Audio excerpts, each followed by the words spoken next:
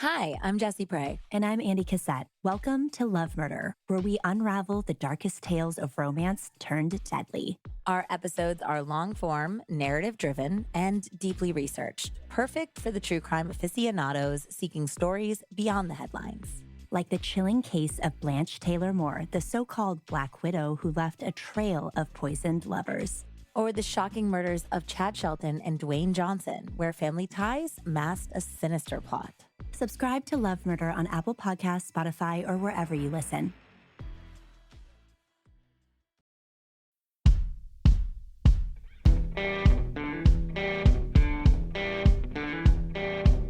I'm Brett. And I'm Alice. And we are the Prosecutors.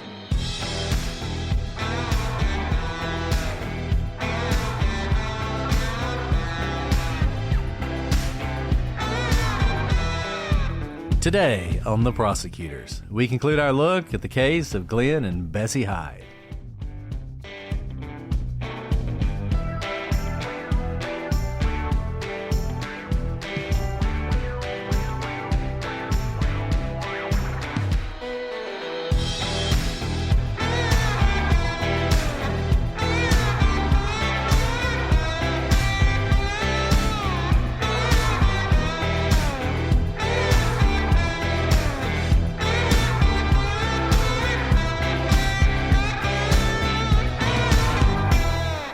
Hello, everybody, and welcome to this episode of The Prosecutors. I'm Brett, and I'm joined, as always, by my Ripper co-host, Alice.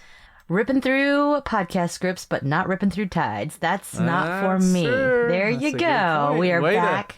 We are back here with this. Well, okay, so last week, we live in a very small town, but for some reason, we have this like massive whitewater facility where the Olympic trials like take place. We are the middle of nowhere, y'all. Like we barely hit 6 digits of population up in here. And so I went there, and it's really fun though because they show you how they pulled all the blocks to make the rapids for these rip currents. And all I can say is I kept thinking about this case and how terrifying it is because the way it's like a massive Lego block, right? Because we're not actually on a river. This is just a man-made trail where you create these riptides. And they're like, and then you add this and it becomes this category riptide. And I'm thinking, I can't even do if it were a lazy river, much less what Glen and Bessie are doing with a 100-year-ago handmade boat. This case kind of reminds me of, was it Ben Daniels? Was it Daniels? Was that his name? Who did the Scuba cave diving? Yes. Yes. Like, I can't imagine doing what they're doing. If I went out to Colorado today, I probably would be game for some whitewater rafting. I mean, I guess not Colorado, it's in Arizona. On the Colorado. But we've got, we have modern boats and everything. I mean, they're on this like wooden thing. They don't even have life jackets. I just can't even imagine. But It's they like did a it. cargo ship, basically, was what they're trying to maneuver, is this massive cargo ship, and they are ripping through these tides. All I can imagine is like boats smashing against rocks and breaking into smithereens. And that's not what's happened so far. Well, it happened a little bit. You're not entirely over exaggerating because they would have these collisions with the rocks and they would have to sort of drag the boat over to the beach and do repairs on it. So they're constantly repairing this boat from that kind of damage. But yeah, they're terrified that that's exactly what's going to happen. That one day they're going to lose control and it is going to smash and just be destroyed and kill them all. And we're going to see that didn't happen. But we do know that Glen and Bessie Hyde disappeared. In the last episode where we discussed this, we reached that point where they sort of turn a bend in the river and wave bye to the last person to see them, and then they disappear, never to be seen again. And so that happens in mid-November. So November 18th is the last time they're seen. Fast forward to December 9th, 1928. So Glen had told his father, R.C. Hyde, to expect a telegraph from him from Needles, California on December 9th, 1928, which would have been Glen's 30th birthday. And this may remind you of Dyatlov Pass, because it's a similar thing. The campers or the hikers, they're up there, they're hiking, they have no contact with anyone. So it takes a while for anyone to even know there's a problem because no one expects to hear from them. And we're looking at almost an entire month, 9 days short of an entire month, where they're not heard from, but no one expected to hear from them.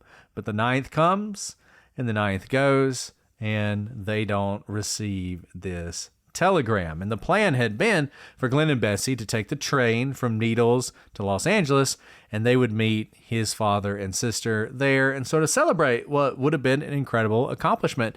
And I don't think it is a coincidence that they wanted to go to Los Angeles, because they wanted to go somewhere they could publicize this incredible accomplishment. Remember, they were expecting that by December 9th, Bessie would be the first woman to have ever completed this, that both of them would have done this faster than anyone else. This was going to be national news, and it became national news, but not for the reason they had hoped. Now, Glen had told his dad that December 11th was the last possible date they would arrive in Needles.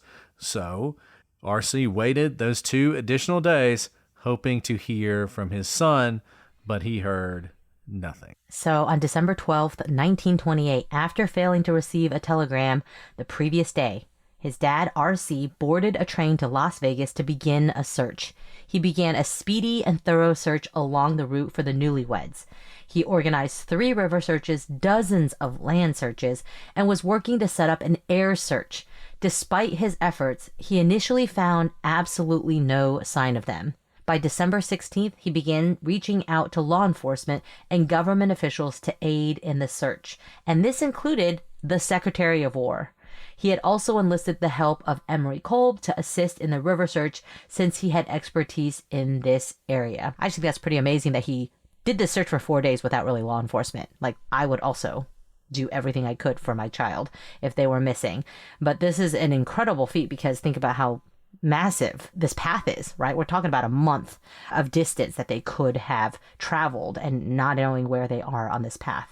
And remember, R.C., he's an elderly man. He's pretty old. And it's not like it is now. I mean, frankly, the Grand Canyon's pretty dangerous even today. It's pretty remote even today. But at the time, getting out there was very difficult. And he just immediately goes to it. He's the dad you want if something happens, because he absolutely is a hero of this story. And just how he's able to encourage all these people. And the locals around the Grand Canyon area and the Colorado River were just so inspired by him that they went above and beyond. Like, they felt the urgency that he had, and they really looked up to him. And so Emory Kolb, now he's out, I think he's either in Los Angeles or he's in Phoenix, one of the two. Like, his brother's in one of those cities and he's in the other one. And they had left the area recently to go do other things. You know, I mean, they have their own pursuits. And Emory finds out, he gets a telegram from RC saying, hey, I know you ran into my son at some point. He's disappeared. And so Emory Kolb, who knows the river very well and had met Glen and Bessie, he immediately turns around, gets on a train, and heads back to the Grand Canyon so that he can help. And as Alice said, RC had some connections. I believe his uncle had been a congressman at one point, so he knew some people. And one of those people he knew was the Secretary of War. And he's saying, look, those newfangled airplanes, we need to get one of those up and flying up and down the Colorado River. And very quickly, that's what they're doing. They're bringing these sort of newer airplanes, military airplanes, to fly the length of the river so that they can see if they see anything. On December 19th, 1928, an air inspection of the river was performed. And one of the search planes spots a scow adrift around mile 237. And, you know, they're going pretty low in the canyon. When you read about this in Sunk Without a Sound, they talk about how thrilling this was for anyone on the plane, because you're flying in this sort of not very reliable, very new airplane. The canyon walls are like, you know, beside you. There are these updrafts and change in winds, and they're having to get really close to be able to see anything. And they see this scow. Now, there doesn't appear to be anyone in the boat, but the boat also looks fine from their view. So they can't tell that it has any damage. They can't tell that it has anything out of place. And so it sort of circles around for a while and heads back to inform Glen's father and Emory Kolb, who has arrived by then, what they had found. And Glen's father is elated because he thinks if the boat's in good condition, they're fine. They're somewhere, you know, Maybe they've camped out somewhere. Maybe one of them is injured and they had to sort of just like build a camp there and wait till somebody found them. But we found this sign. We're going to find them. So Emery Kolb, being sort of the adventurer that he is, he's like, I want to go see. So he gets in the plane and they take off again and they go back with him. At one point, apparently he almost fell out of the plane because remember, this is the old days where it's just open, right? And so he's like trying to lean over and see right as the pilot decides to turn in the direction he's leaning over. And he almost fell out of the plane, but he didn't. And so they take him, he flies over the boat, he sees the boat, and he is positive that it is Glen's boat. He had seen Glen's boat, and frankly, there just weren't any like it on the Colorado. So he didn't have any doubts. He's like, that's definitely it. And he also could confirm what the pilots had said, that the boat wasn't damaged, the belongings, the food, everything still appears to be on board. And so this is like a big deal. And they decide to head back. And during these air searches, they had seen several places where there were footsteps. And they could see the footprints, even from the air, because like I said, they weren't that high up. They could see footprints in these various places heading down the river, heading towards this mile 237. And the only people on the river were Glen and Bessie. So if you saw footprints, it was there. And so they had seen them in these various areas. And so it appears to them that they are making their way down the river and that they are probably fine. That's so amazing, right? That this is how remote it is. If there are footprints, it's only theirs. That's true. There's nobody here at all. But also, this is such a conundrum, right? Like how could this possibly be all along? You know, we've thought these riptides, these massive rocks, something's going to happen to the boat. There's no way we're going to find the boat fine, not with all their belongings. Surely there's going to be a story once we find it, but only question marks are coming up now. So it's December 24th, 1928, and Emery Kolb and his brother, Ellsworth Kolb, they decide they're going to get in a boat. A guy named Jimmy Brooks is going to go with them, and they're going to go down to the site where the Hydes scow was located, because that was the only way to really get there quickly. You could travel over land and then hike down, but it was very difficult, and the area that the Hydes had entered had very steep canyon walls, and they weren't easy to maneuver. So they figured the fastest way to do this is just to go down the river. So they get in some boats that are much better suited for the rapids than the one the Hydes have, and they start heading down this river, and they begin on Christmas Eve. So then on Christmas Day, 1928, they arrived at the scow by mile 237. It was sitting in a calm bit of water, roughly 30 feet off the shore. All of the belongings were still in the boat, including Bessie's diary. And the entries themselves didn't tell them much, but the last entry was dated November 30th, so nearly a month earlier. They had carved a notch on the side of the boat for each day of the trip, which corresponded with the last entry in the diary. They also found a camera with the last photo thought to have been taken around November 27th. They had left their warm jackets and hiking boots on board, as well as their food and Glen's gun. Now, the searchers had been unable to dislodge the bowline, so they cut it. And this was largely criticized because if Glen and Bessie were somewhere on shore, they had just taken away everything they would have needed to survive. Now, the search party took all the gear they could carry and abandoned the scow because the scow is massive. They can't really tug it along. And I'll just say, this criticism, it's something that would sort of haunt Emery Kolb for the rest of his life. People would always be critical about the fact that they cut the line. So essentially, just so you're clear on this, so the boat is in the water. It is not tied up to the shore. What has happened is the line that you would use to tie up is basically lodged in some rocks under the river, and they can't get it loose. And they can't get down there to it to dislodge it. So the only thing they can do, well, they could leave the boat there or they could cut it loose. And people have said you should have left it there because if the Hydes had been hiking somewhere and they come back, the boat's gone, their stuff's gone, what are you thinking? As Alice pointed out, it had been a month. It had been a month since they had done anything with the diary or the boat or the camera. So the chances that they had just gone for like a day hike up the side of the cliff, very low. Second thing, they'd left their warm clothes, their hiking boots. Remember, it's winter in the Grand Canyon. If you've been to the Grand Canyon in winter, it snows. You may think of it as a desert, but remember, deserts get really cold. They get really cold, frankly, in the summer at night. But this is a period where the whole area is cold. And in fact, the Colorado River will start to freeze up at points. And people will run into that problem too. So the fact that they don't have their heavy coats, they didn't take their gun with them, they didn't take their hiking boots with them, they didn't take their food with them, they weren't coming back to that. They hadn't made notches in the boat for roughly a month. They hadn't made entries. They hadn't taken pictures.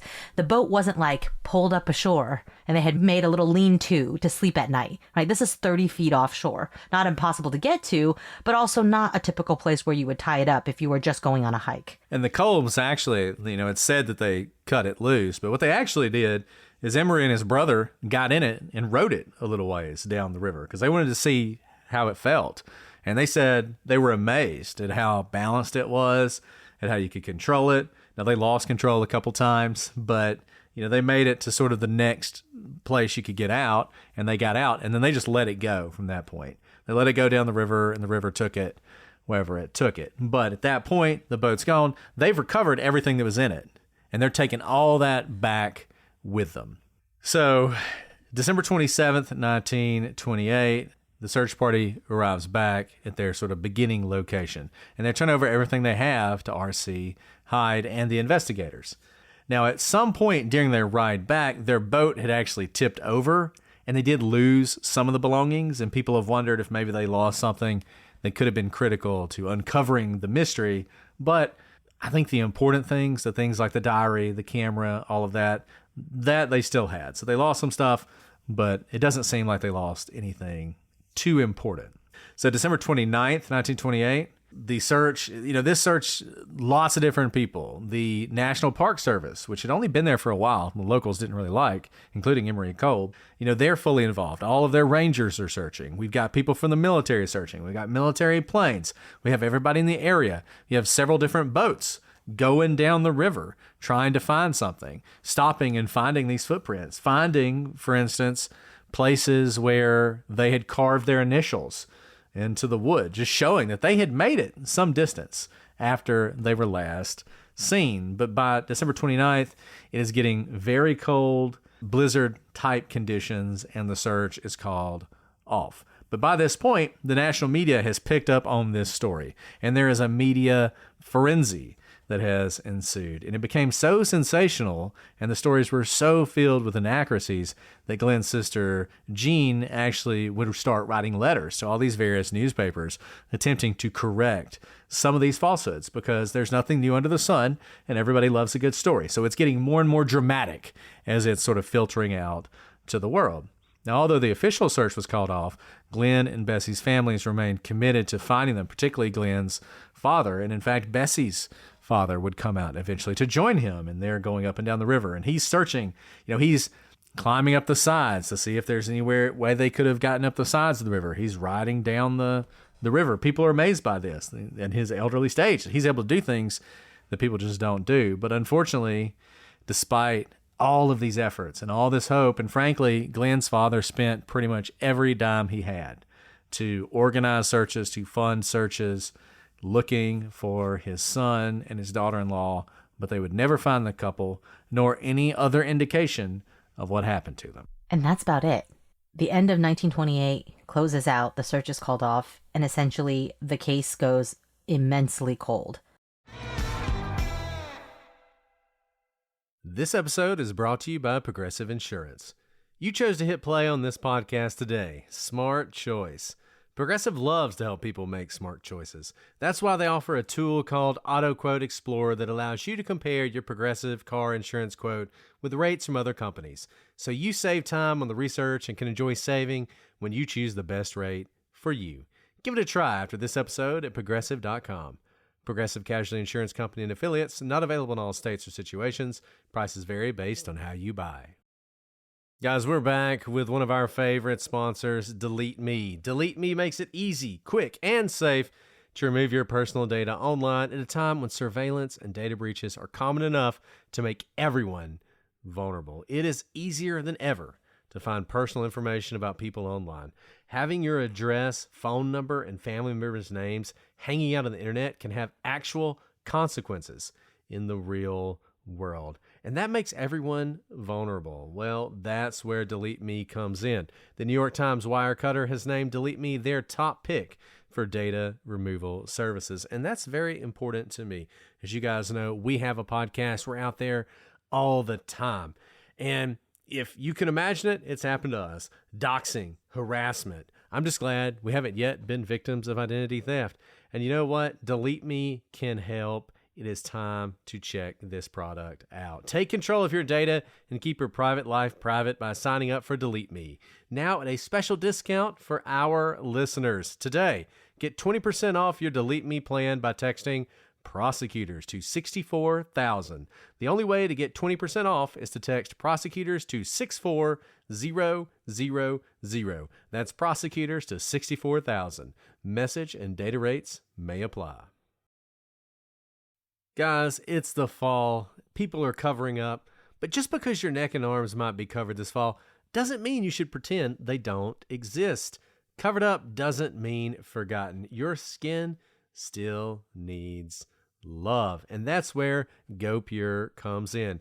Go Pure created the neck and arm cream bundle, a powerhouse duo designed to visibly firm, smooth, and restore the look of sagging, creepy skin where it matters most. You know, Alice has talked a lot about this. She uses it and she loves it. And I can tell you, Mrs. Brett uses it as well. And Go Pure isn't just about transforming the skin on your neck.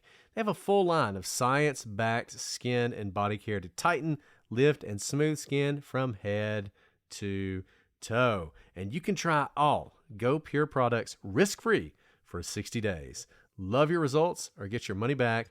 No questions asked. Right now, Go Pure has a crazy deal. For a limited time, you can get 57% off the Tighten and Lift Neck Cream and Sculpt and Tone Arm Cream bundle. You can also get 25% off all their other products by using code Prosecutors at GoPure.com. So head to GoPure.com and use code Prosecutors for a huge discount. And after you buy, do us a favor. When they ask you where you heard about Go Pure, tell them it was from our show.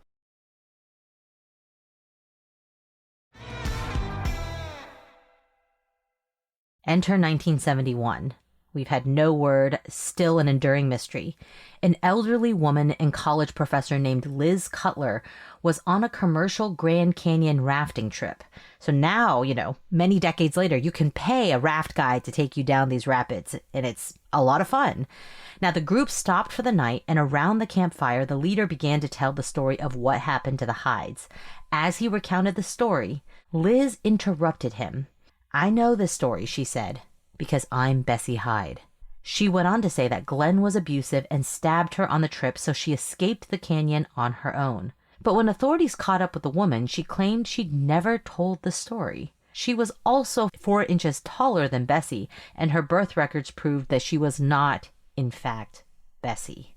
And this didn't stop a lot of people from running with this story. In fact, if you have seen the very first episode of Unsolved Mysteries, this is featured, and this story is featured.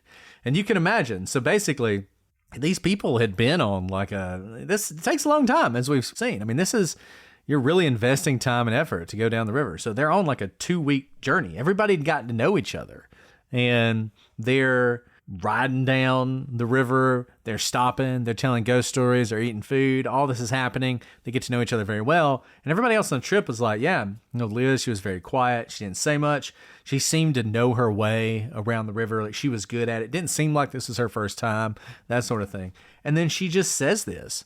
And according to the witnesses, it was completely deadpan. It wasn't in a joking manner. It was just, I know the story. It's me.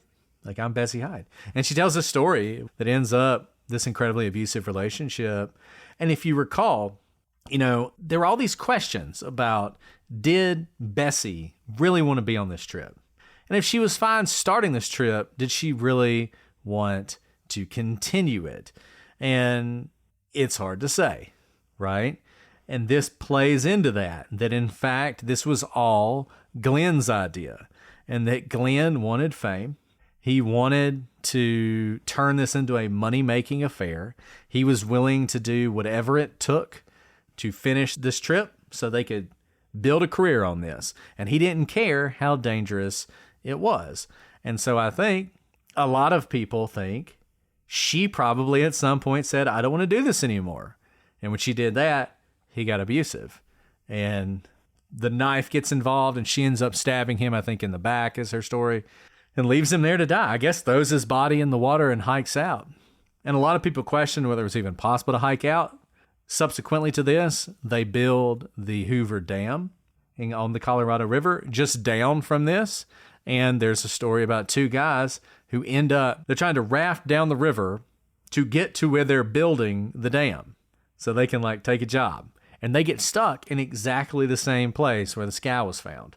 And they hiked out. They hiked out all the way to the rim, ended up walking to the dam. So the fact that they could do that makes people think, okay, maybe this is possible. Maybe she could have done this.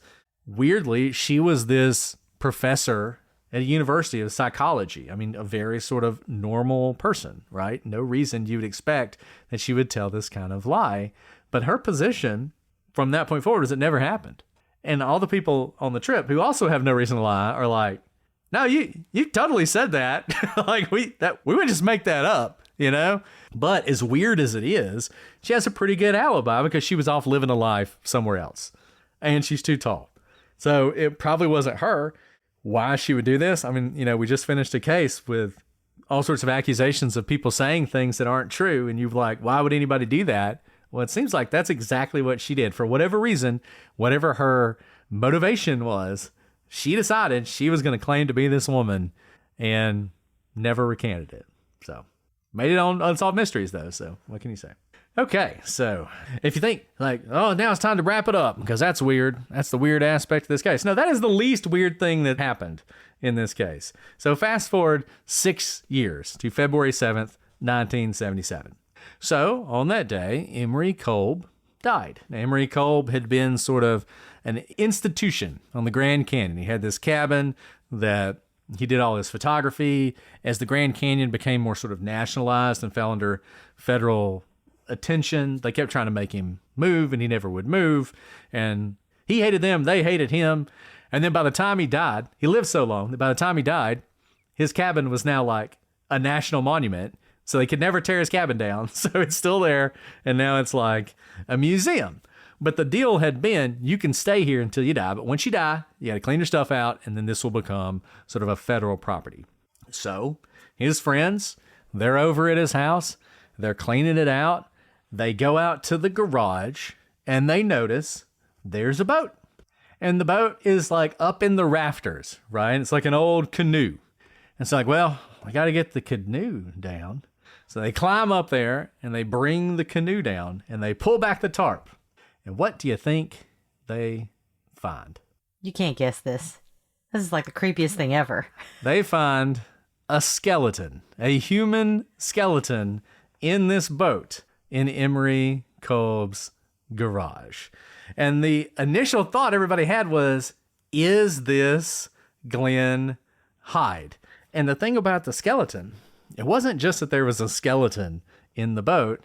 It also had a hole in its head that was determined to have been a .22 caliber revolver round had caused this. So he had been shot. And in fact, the .22 caliber bullet was recovered from inside the skull. So obviously people start freaking out because they're like, is this Glen Hyde? Is this what happened? You know, maybe Emery had designs on Bessie, or maybe Bessie didn't want to continue and was like, hey, you have to help me get away from this. Can you help me? And so he kills Glen and hides the body. So this becomes heavily debated for years. I mean, as I said, this also is in the Unsolved Mysteries episode. So there's sort of a couple takes on this. Initially, people looked at this and they said, the age is the same. The height is the same. There's a belt buckle. So the clothes of the skeleton were with the skeleton. There's a belt buckle, which people compared to the photographs that Emery Cobb had taken and said, very similar belt buckle. And it was said that Emery Cobb owned a .22 caliber revolver. And so the idea was that he do this. So at some point, they submitted the remains for DNA testing, but they were too degraded to result in any useful information. There was a story that was eventually developed by the county sheriffs who looked into this. And they said that this was actually a suicide. So an unknown person had killed themselves near the Grand Canyon, and how Emery Kolb ended up with the body is a little disputed. Some people say that he agreed to sort of take custody of the body so that if anybody ever came to claim it, they'd have it. Why he would do that, I don't know. Why he would keep it in a boat and not tell anyone when he was dying. Very strange. One of his friends would later claim to have known about the body and that Emery had said, yeah, whenever I die, it's gonna raise some questions. But he never left sort of a description of what this was or why it was. The generally accepted theory at this point is that, in fact, and there's been, as you can imagine, a lot of analysis done on the skeleton in the decades since. The current theory is that, in fact, the person was too young to be Glen Hyde. They've done more examinations of that belt buckle, and in fact, they don't seem to match. In fact, they appear to be very different from each other. So the idea that somehow Emery Kolb came into possession of this person's body and for some reason held onto it, which in of itself may be a mystery and may be an unsolvable mystery. But whatever the answer to that, it's not Glen Hyde. So that's where we're at. I'm sure they'll continue to try and do DNA testing to determine who it actually was, but probably not Glen Hyde. Probably. But until you tell me it's not, it's a really good and bizarre twist. Okay, so we still don't have any answers, and that's in 1977. Again, completely cold, completely dark. Nothing is added to the story. Enter 1992. When Georgie Clark, a famous female rafter, died, she had some interesting items in her possession. In a drawer next to her bed, beneath some old lingerie, her friends found a pistol and a piece of paper. The pistol was consistent with the one that Glen Hyde carried with him, and the piece of paper, Glen and Bessie's marriage certificate. And then they found Georgie's birth certificate. They were shocked to learn that her name wasn't Georgie, it was Bessie. Let that sink in for a second, because, we just talked about Liz, the professor, how the birth certificate showed that, in fact, she could not have been Bessie. Now we have Georgie dying with some old lingerie, hiding what could be the key to a nearly century-old mystery. What's wild about this is she had written a memoir about her life because people were really interested in her because she was this woman who'd come to the Colorado and did all this rafting. There's a rapid named after her, all that sort of stuff. She had written a memoir, published a memoir talking about her childhood in Chicago, growing up in the frozen lake and all this other stuff. And they find out she'd never lived in Chicago. That was all made up. Her entire life had been a lie. One of her friends said, they called another friend and said, we never knew Georgie. We don't know who Georgie is. Everything about her life is a lie. And then they start finding all this stuff. And you can imagine where their minds go. So this shocking discovery led some people to believe, of course, that maybe Georgie Clark was really Bessie Hyde. I mean, why else would she have, what appeared to be Glen Hyde's pistol? Why else would she have Glen and Bessie's marriage certificate? Her own name by birth was Bessie. But Georgie Clark and Bessie Hyde didn't look alike. And Georgie's life, including her early life, are actually very well documented. So it's not likely that it was a face-off situation which changed her face and her height and the way she appeared later on, because she didn't just come on the scene as, say, a 30-year-old. People knew about her earlier on. So maybe these are just souvenirs from another female rafter that she kept at her bedside underneath her old lingerie. And what's crazy, and this was kind of like the skeleton, people immediately launch this huge investigation to find out who she is. Could she possibly be Bessie Hyde? And as they start to track her down, they find her actual family.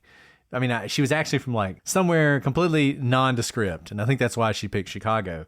and they found some family, and she had some surviving siblings, and that was the problem. Like, if she literally had just sort of manifested out of nowhere, then you're like, oh, okay, well, maybe that is her. But it seems like she actually did have a life, and we know that Bessie also had a life. Her father came to look for her. So, as tantalizing as this is, I think we can say that Bessie Clark was not Bessie Hyde, though we'll come back to her later on. So, as we've said several times, Emery and Ellsworth Kolb, they are famous characters in the story, and if you would like to visit their home and studio, it is still on the canyon today and is open for public tours. So the next time you're in the Grand Canyon, head down there and learn more about the skeleton that was found in their garage. Probably learn some other things too, but that's one that's interesting.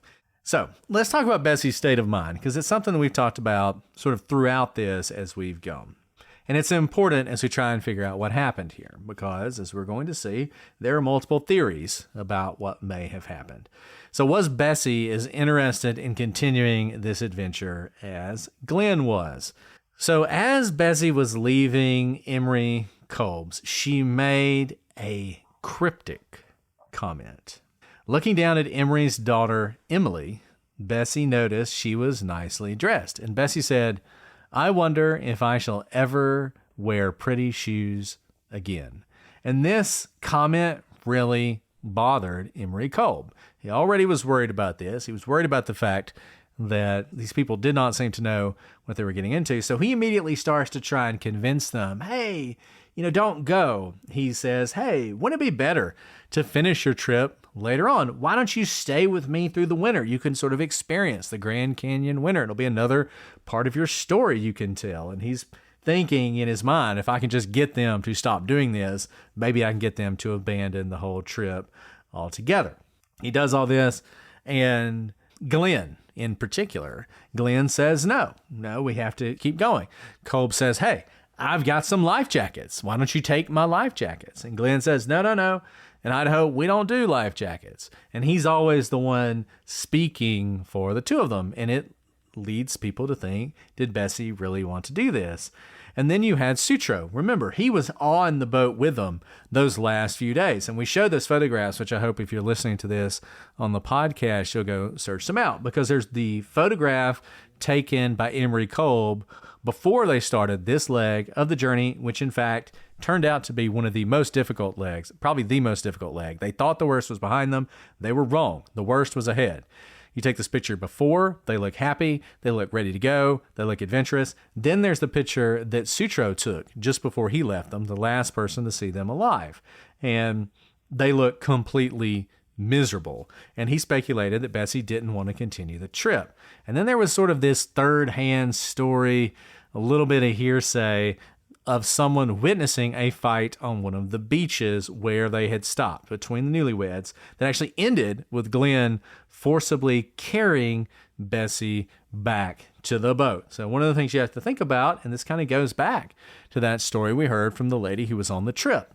Could it have been that at some point Bessie became sick of this and she took matters into her own hands? I mean, we've talked about how she's this tiny woman, like 90 pounds, and this is tough. This isn't a week or two or even a month of adventure. This is a long slog in really like the worst of conditions. And they're newlyweds. This is like their newlywed honeymoon, right? There's nothing glamorous about this. And the glamour is the promise at the end. Remember how Glen and Bessie met? They were on a boat going down to LA for her to go make it big as, like a movie star or something like that with her roommate. And so the allure of it was probably rubbing off if the promise at the beginning of the trip was, you're going to be famous. Your face is going to be splashed across every magazine. Every young girl is going to want to be like you. That sounds incredible. But once you're in that scow, hitting these rapids, falling out of the boat, seeing death close up over and over, other people who are very experienced telling you, hey, don't do this. You can imagine how it wouldn't be a stretch to think maybe Bessie was thinking, whatever fame and fortune may come later, it's not worth what I'm having to go through now. But I don't think Glen was on that same train. He wanted to finish this. So let's talk about some possible theories. The first one, and probably the least likely, is that they were both murdered. And so this theory is sort of a general theory that they were murdered by bandits or locals or some of the local tribes who lived in the area. Someone decided to murder them while they are on the river. And this is one of those things that I think strikes our modern ear. And it's possible, right? Unfortunately, whenever you head out into the wilds, you never know what you're going to run into. And we have plenty of horror movies with people running into all sorts of bad things, people living out in the middle of nowhere, and then these two come through and they're murdered. But the reality is, at that time, almost impossible they could have been murdered. Very difficult murder to commit. I was going to say, who was going to murder them? Nobody was even there, right? Yeah. Like, quite literally, it was hard to even get there. There were no pirates of the Colorado River, that were going to do this. The local tribes were very helpful in the search. No indication they would have any reason or desire to do this. They were in some ways little celebrities already. They had given interviews. There were articles written about it. So this was going to be a very risky murder if you could even get to them to murder them, because they were already on the radar of like the local news circuit. People were waiting for the end of this story. So it would certainly not be like an anonymous murder. So we'll return to murders in a little bit more narrow fashion later. But I think sort of just a general, they ran into the serial killer picked him up in his boat or whatever, whatever the 1928 equivalent would be. Don't think that happened. Which leads us to what we were just talking about, is that there was some sort of marital issue here. As we said, there are many people who believe that Bessie was tired of the trip and that she was bullied into continuing on by Glen. And there are entries in Bessie's diary that somewhat suggest that she was exhausted by the journey, but she provided very few details. She didn't write very detailed journal entries. And in fact, by the end, it was almost in like code. You can sort of figure out, she's basically saying, we went through this many rapids, this many eddies, got stuck this many times, but not a whole lot there. And this was new to her. Glen was an experienced boater. Bessie was not, and this has led some to speculate that perhaps Bessie made a mistake that frustrated Glen to the point where, maybe in a rage, he killed her, and then he had to cover it up and disappear to avoid prosecution. On the flip side, there are people who believe it was actually Bessie, and she was done with the trip, and Glen wouldn't let her leave, and so she killed him so that she could leave and start her own new life. But there are a couple problems with this. One, there's never been any evidence that Glen or Bessie was ever seen or heard from again after that honeymoon. Number two, there's no real evidence that anybody was murdered. So it wasn't like there was a pool of blood on the boat or anything along those lines. Moreover, the things that you would expect whoever survived would have taken with them were still on the boat. And the third thing, this theory really gives Glen a bad name in a way that's unfair. So essentially, there are no credible reports that Glen was anything other than very supportive, very loving, and that they had a very good relationship. And this sort of idea as Glen as some sort of brute really is something that developed in the decades after this. It began in some of those newspaper articles we talked about. This is one of the details that is widely considered to be inaccurate. The story about her being carried into the boat is almost certainly false, because the person who said they saw it was nowhere near where it happened. So that person didn't see it and then claimed the story for themselves. Sutro, while he said that he thought Bessie was tiring of the trip, also said that Glen was incredibly attentive to her, was incredibly kind and caring. So it is possible, of course, because you never know what's going on behind the scenes in any marriage, possible, of course, that they had some sort of falling out, but there's really no reason to believe it other than just the stress of the situation they were in. Guys, y'all know we are covered up with children on this podcast, and we care about their health. And we want them to have vitamins that are good for them, not just that taste good.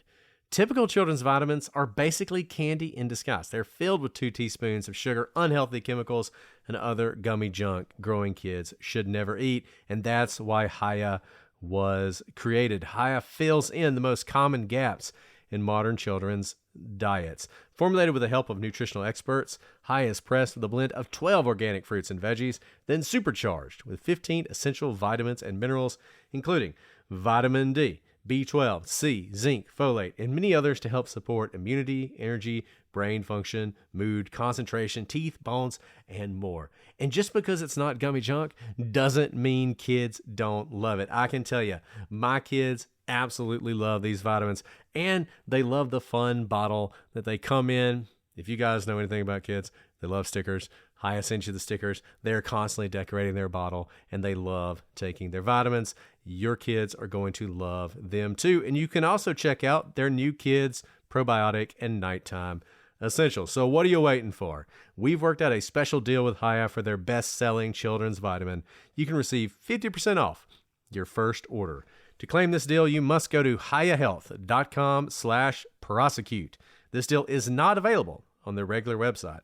Go to hiyahealth.com/prosecute. That's hiyahealth.com/prosecute and get your kids the full body nourishment they need to grow into healthy adults. Guys, you know, on this podcast, we're all about looking good and we're all about taking care of our skin for the long run. And that's why we are so happy to talk about OneSkin today. Known for cult favorites like OS1 Body, OS1 Face, and OS1 Eye, OneSkin stands out for their science-first approach, delivering hydration, barrier support, and powerful longevity benefits in a single step. Customers rave about how their skin is smoother, firmer, and healthier looking. Just ask Alice. She uses OneSkin, and she absolutely loves it. It is certified safe for sensitive skin, and their moisturizers are free from over 1,500 harsh or irritating ingredients. OneSkin has attracted A-list fans, and there's a reason for that. At the helm of this iconic skincare brand is their founding all-woman team of longevity scientists with backgrounds in stem cell biology, skin regeneration, and tissue engineering. These folks know what they're doing, and you are going to see the difference. OneSkin is the world's first skin longevity company, targeting cellular aging to keep your skin and scalp looking and acting younger for longer. For a limited time, you can try OneSkin with 15% off using code prosecutors at oneskin.co. That's 15% off oneskin.co with code prosecutors. After you purchase, they'll ask you where you heard about them. Please support our show and tell them we sent you. Try OneSkin today. Your future self will thank you. Homes.com knows when it comes to home shopping, it's never just about the house or condo. It's about the home. And what makes a home is more than just the house or property. It's the location and neighborhood. If you have kids, it's also schools, nearby parks, and transportation options. That's why Homes.com goes above and beyond to bring home shoppers the in-depth information they need to find the right home. And when I say in-depth, I'm talking deep. Each listing features comprehensive information about the neighborhood, complete with a video guide. They also have details about local schools with test scores, state rankings, and student-to-teacher ratio. They even have an agent directory with the sales history of each agent. So, when it comes to finding a home, not just a house, this is everything you need to know all in one place. Homes.com. We've done your homework.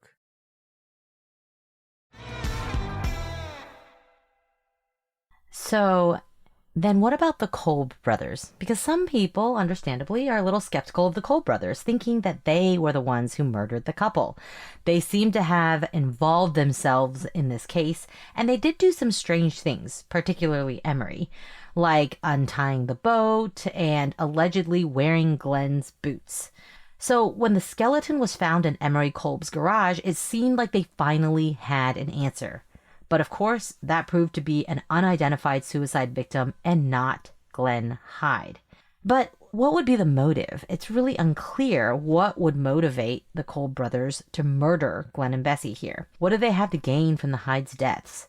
Some have suggested that Emery was obsessed with Bessie, but that is pure speculation. There's absolutely no evidence of that. So other than having like a skeleton tied up in your canoe when you were dead. Other than that, there's really nothing pointing to the fact that the Cobbs did it. Yes, they were the ones who got in the boat and, ultimately found the scow.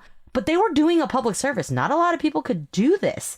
Remember, there were only 2 previous rafters who'd been able to navigate this entire river. So the Cobbs were among the few people who could actually go to the scow and see if they could find answers to the disappearance, or maybe even find Glen and Bessie. So they may be getting a slightly unfair bad rap because they were simply capable of getting to the scow. Now, definitely the sexiest theory, and you can develop a lot of sexy theories, is that the Cobb brothers did it. So remember, right around the time they disappeared, Emery and his brother leave the area, right? We all know from our many discussions about FBI profiling that leaving the area right after a crime could be a sign of guilt. The other thing that's interesting, to bring you back to Georgie Clark, remember, she is the female famous rafter. She and Emery Cobb hated each other. And nobody ever knew why. You never really understood why they hated each other. And then you find the marriage certificate. And you sort of you can build sort of theories in your mind that have no support. Because what fun would that be? But that somehow Georgie knew about Emery's involvement, but she could never prove it. And that's why she didn't like him. And somehow she ends up with a marriage certificate. Maybe it's less contentious than that.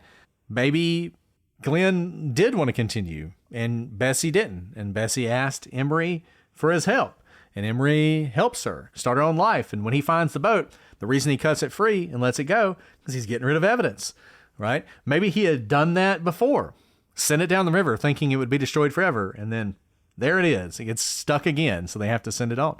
All this sort of things, and that maybe she gave the marriage certificate to Emery Cobb, and then he ends up giving it to Georgie Clark at some point, and they have a falling out. I don't know. A lot of speculation, nothing solid there, but there's so many weird things going on in this story. Like, it's not just one weird thing. I mean, if all we had was the lady saying that she was Bessie Hyde on the rafting trip, that would be pretty wild, right? But in addition to that, you do have the skeleton, which shows you that Emery Cobb, there's something weird about him, okay? He's off. Whoever that was, even though it's probably completely unrelated, still not the kind of thing most people would do. But he does it. And then all the strangeness with Georgie Clark. And it just feels like there really should be some sort of through line here that ties this all together. If this were a movie, if life were a movie, they all would be involved in this, right? It would all come together. Like, you could write a great fictionalized story on this, where it all comes together at the end and you realize that all these different people were involved. It's almost like a Murder on the Orient Express type thing. They're all helping her get away. Doesn't really fit with Glen's actual character, but obviously in the movie he would be very abusive. So he would be like the guy from Titanic or something. Anyway, so those are some theories. Then, of course, we have the most likely theory, and that's that Glen and Bessie died running the rapids. Remember, this is an extremely dangerous undertaking. You don't really need conspiracies to explain this away. And although Glen was experienced with boating, and he had ran rapids before and ran some serious ones up in Idaho, these were more difficult than anything he had done in the past in an unfamiliar area where his boat was not really made to travel. And Bessie had no boating experience. She was learning on the river, and they easily could have made mistakes that could have cost them their lives. And remember, before we got to this point, both of them had fallen off the boat at one point. And in one case, Glen manages, I think, to grab a rope and pull himself back on. When Bessie falls off, he reaches down and grabs her and pulls her back on the boat. They had already experienced the dangers of this kind of trip. Now, there are some things that seem strange. It is weird that the boat was found upright with all the supplies still inside and in place. So the boat didn't flip, right? Based on where the boat was, if they had just huddled down in sort of the depression in the middle of the boat and just let the rapids take them, they'd have been fine. They would have ended up exactly where the boat was found. Now, they didn't know that, obviously. And so that has led to a theory that at River Mile 232, which is a particularly dangerous part of the river that has these submerged rocks, that what probably happened is that as they were going through those rapids, they had these rocks that were just enough below the surface that they didn't know that they were there. And then when they hit them, one or both of them were thrown off the boat. Maybe one of them goes off the boat and the other one goes in to try and save them. Maybe they're both thrown off the boat. Either way, they're separated from the boat and the boat continues. And guess what? They don't have any life jackets. And some people say, yeah, but isn't it weird that their bodies were never found? Because everybody just always assumes you're going to find bodies. Recall, number one, not many people around. Even with the search as thorough as it was, it could not be that thorough. Lots of scavengers in the area, lots of places the bodies could go. And there's a simple fact that around this time, of the, I think, dozen people, there were a dozen people who went missing on the river. Of the dozen people who weren't wearing life jackets, only one body was ever found. The people who were wearing life jackets, usually they survived, but when they didn't, they found their bodies. When they weren't wearing life jackets, they tended not to be found. And part of this is, of course, with the rapids, the water is recycling down. Remember where they found the boat. The bow line was stuck so deep down in the rocks that they couldn't reach it. There are all these jagged rocks underneath. If you've seen the canyons, you've seen all these jagged rocks. Now imagine the water rising above it. That's what's under there. It's an entire ecosystem of rocks and certainly not smoothness. Bodies can get submerged and stuck in those rocks much deeper than anything we could see. And that's probably why a lot of those bodies were never found. There's even one theory that one of them was attached to that line and had ended up in the water, stuck down beneath the water. And that when they cut the line, unknowingly, they actually ensured they couldn't recover the body because the body was there. I mean, that's just a theory of what could possibly have happened.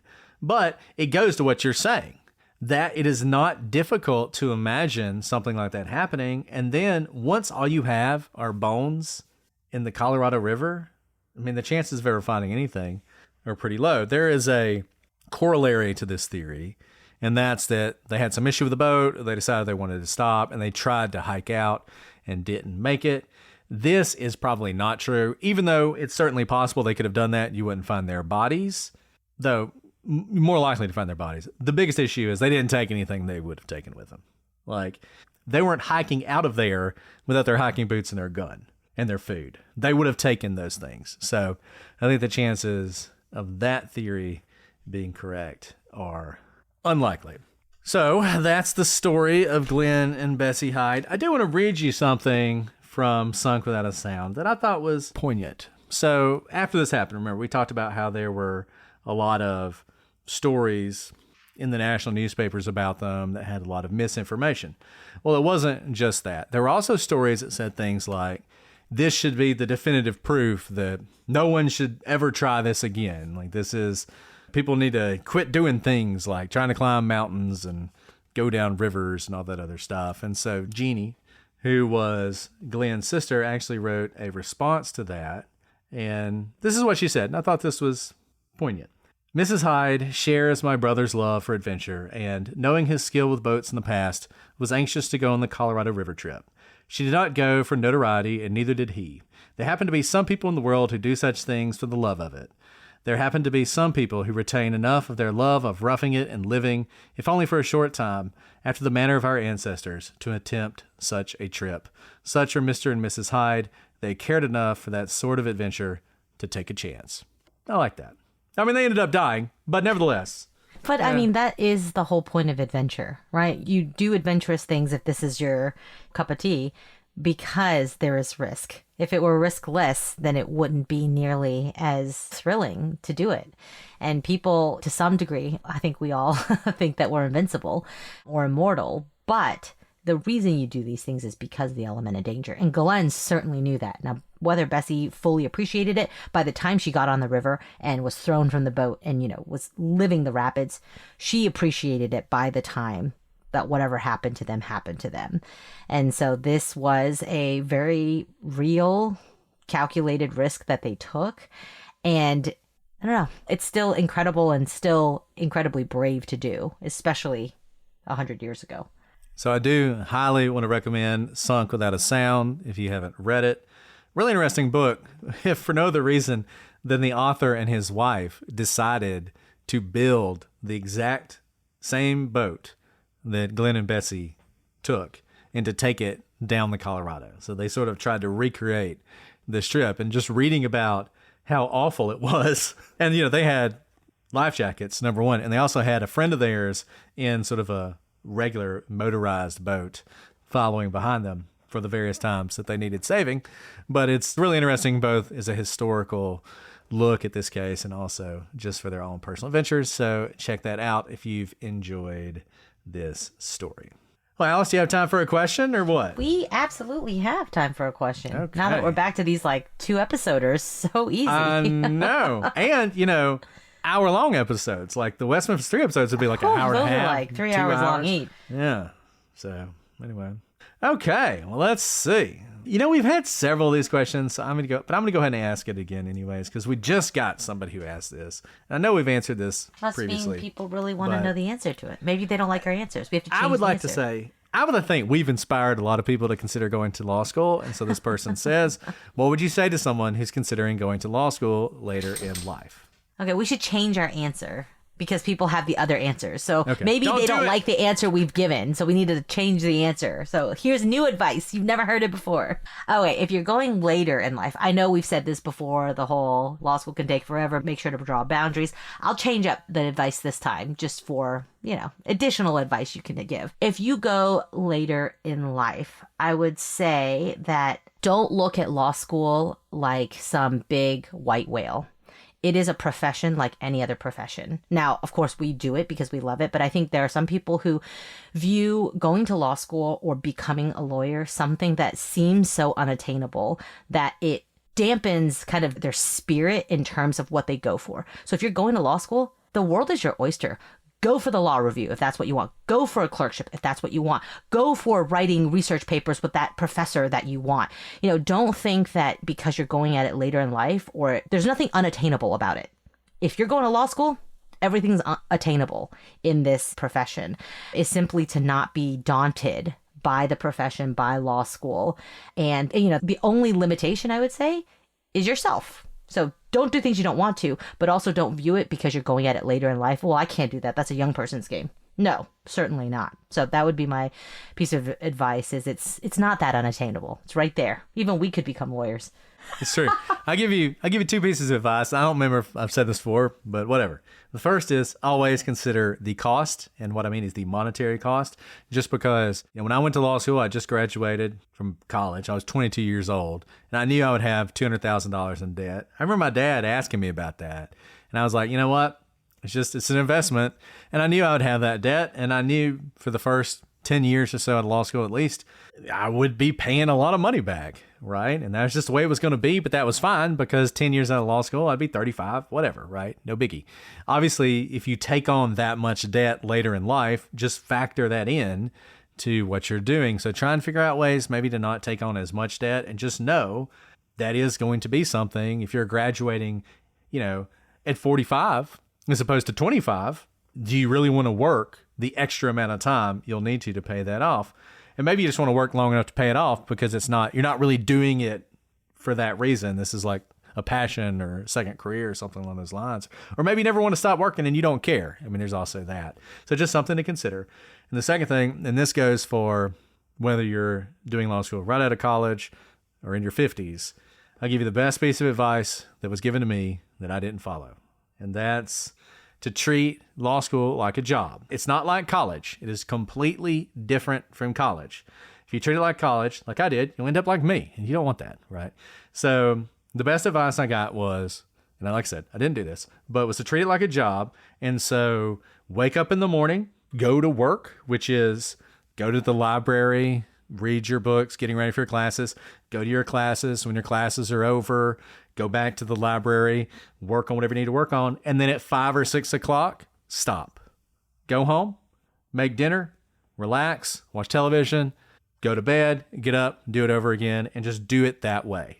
Live it like a job. And if you do that, it'll actually be pretty easy. Most people don't do that. They treat it like college where, you wake up at noon to get to your 11 o'clock class, and then you're doing homework until midnight because you didn't start it until after you got back from the bar or whatever. And that just makes it a lot harder. So don't do that. Be more mature about it. And if you're older going to law school, and I'll tell you this, the people who were older who went to law school, that's how they all did it. All of them did it that way. Some of them were married to people who had jobs, so they wanted to get it done before their spouses got home. Some of them had kids, and they didn't want to spend their evenings doing law school stuff, so they treated it like a job. All those people were better off, so treat it like a job. That's going to be my advice.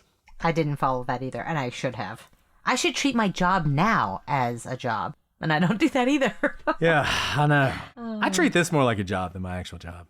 My actual job is like, close your ears, people that I work with. My actual job is kind of like a hassle. It's like, I got to do my job. It's a hassle. You know? Well, I mean the hours thing. I'm terrible about not having boundaries, clearly, with my like when I work. Like weekends, nights, that sort of thing. That's what I mean is I should treat my jobs like that now. Yeah, it's true. So more life advice. Okay, well, if you have a question you want to ask, leave a 5-star review and we will add you to the list. Been lots of 5-star reviews lately who didn't leave a question, so you just missed out on your opportunity. If you go back and edit it, we'll see your question. We will add it and we will answer it at some later date. Hope you guys have enjoyed this. If you have cases you want to hear, shoot us an email at prosecutorspod@gmail.com.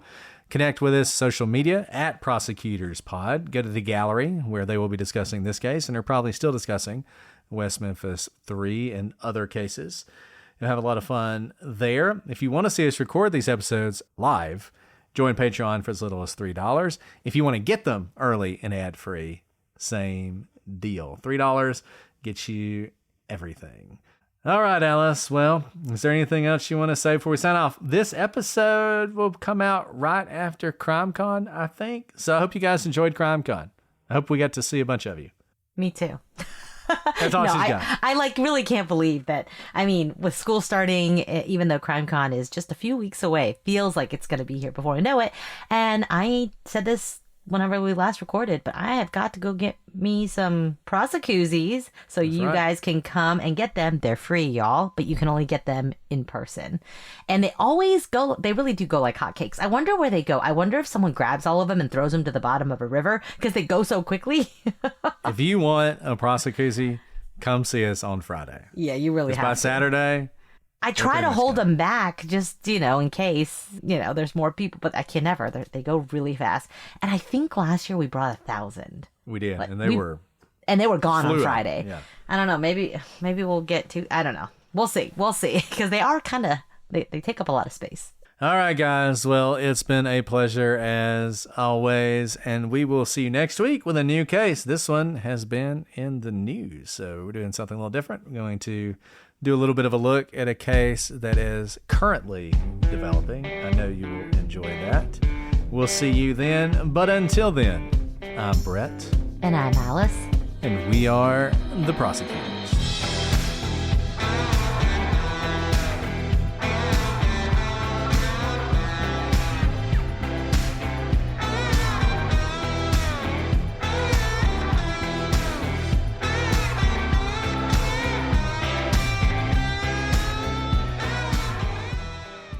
Record. Okay.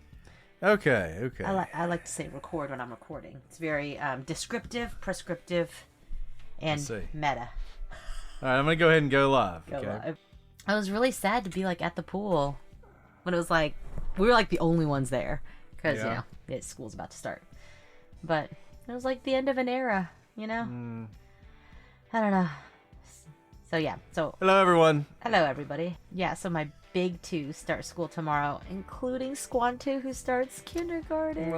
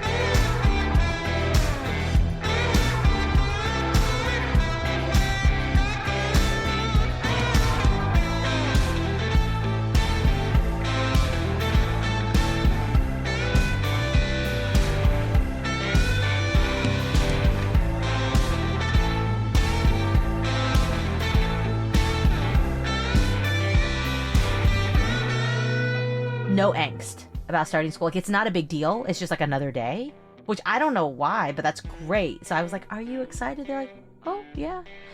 Which is like the right attitude to have. But I'm like, a lot of emotions. That bottle looks massive because you're drinking like it's like right there. It's Vichy water.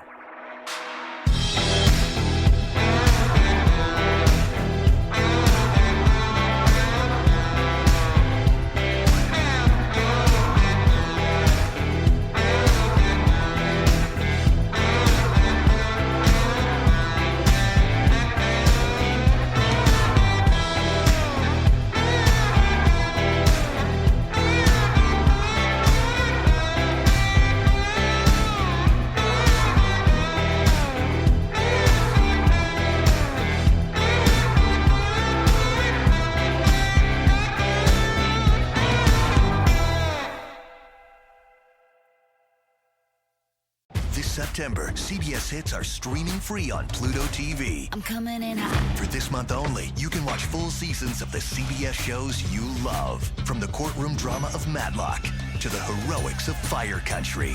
Go back to where it all began in NCIS Origins, or watch the hilarious hauntings of ghosts.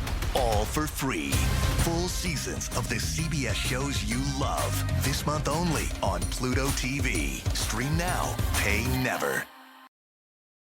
At Arizona State University, we're bringing world-class education from our globally acclaimed faculty to you. Earn your degree from the nation's most innovative university. Online. That's a degree better. Learn more at asuonline.asu.edu. Wherever you go, whatever they get into, from chill time to everyday adventures, protect your dog from parasites with Credelio Quattro. For full safety information, side effects, and warnings, visit CredeliaQuattroLabel.com. Consult your vet or call 1-888-545-5973. Ask your vet for Credelio Quattro and visit QuattroDog.com.